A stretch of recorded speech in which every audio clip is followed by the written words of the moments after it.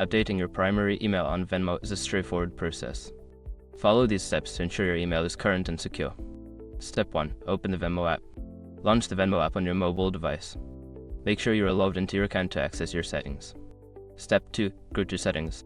Tap on the menu icon, usually represented by 3 horizontal lines or your profile picture. From the menu, select Settings to access your account settings. Step 3. Select Email. In the Settings menu, find and tap on the Email option. This will show you the email addresses currently associated with your account. Step 4. Update your primary email. Choose the email address you want to set as your primary email. If you need to add a new email, select the option to add an email address, enter the new email, and save your changes.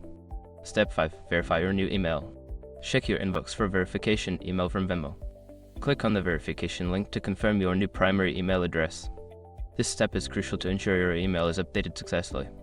Once you've completed these steps, your primary email on Venmo will be updated. Regularly check your email settings to keep your account secure and up to date.